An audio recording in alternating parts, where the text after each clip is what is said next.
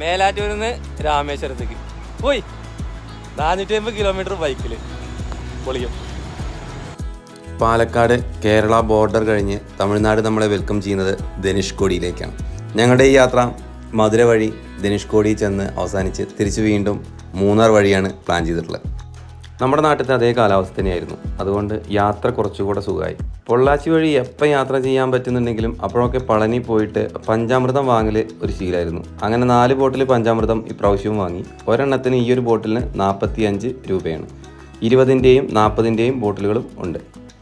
അങ്ങനെ പളനിയിൽ നിന്ന് ദിണ്ടിഗലിൽ നിന്ന് നേരെ മധുര അമ്മൻ കോവിലിൽ ഞങ്ങൾ എത്തിയപ്പോൾ രാത്രി ആയതുകൊണ്ട് തന്നെ അവിടെ ക്ഷേത്രത്തിൻ്റെ എന്തൊക്കെയോ പരിപാടി നടക്കുകയായിരുന്നു. അതുകൊണ്ട് ഞങ്ങൾ തൊട്ടടുത്തുള്ള ജിഗർദണ്ഡ ഷോപ്പിലൊന്ന് കയറി. മധുരയിലെ ജിഗർദണ്ഡ ഫേമസ് ആണ്, എല്ലാവർക്കും അറിയുന്നുണ്ടായിരിക്കും. മിൽക്ക് മെയ്ഡിൻ്റെ രുചിയുണ്ട്, വേറെ എന്തൊക്കെ ചേർക്കണമെന്ന് അറിയില്ല. എന്തായാലും സംഭവം അടിപൊളിയാണ്. 60 രൂപയാണ് ഈ ഒരു ഗ്ലാസ്സിനായത്. ഈ ഒരു മധുര ജിഗർദണ്ഡ മധുരയിൽ നിന്ന് തന്നെ കഴിക്കണം കേട്ടോ. ബാക്കി പല സ്ഥലത്തും കാണാം. ഇപ്പോൾ ഞങ്ങൾ രാമേശ്വരം പോയപ്പോൾ അവിടെ കണ്ടു, പക്ഷെ അതൊക്കെ ഉടായ്പാണ്. ഈ മധുരത്തെ സംഭവമാണ് അടിപൊളി. അങ്ങനെ നേരം വെളിച്ചായി പിറ്റേ ദിവസം ഞങ്ങൾ അമ്പലത്തെ തൊഴുത്, അമ്പലത്തിൻ്റെ പുറത്തു നിന്നുള്ള വിഷയം നമുക്ക് കിട്ടുള്ളൂ. അകത്തൊന്നും ഫോട്ടോഗ്രാഫി ഒന്നും അലൗഡല്ല. മൊബൈലൊക്കെ പുറത്ത് കൊടുത്തിട്ട് വേണം പോകാൻ. അമ്പലത്തിൽ കയറി തൊഴുതിറങ്ങിയ ശേഷം നേരെ ഞങ്ങൾ ധനുഷ്കോടിയിലേക്ക് വെച്ച് പിടിച്ചു. ഇനി ഒരു 185 കിലോമീറ്ററോളം ഓടിയിട്ട് വേണം ധനുഷ്കോടി എത്താൻ. 2-3 മണിക്കൂർ മതിയാവും.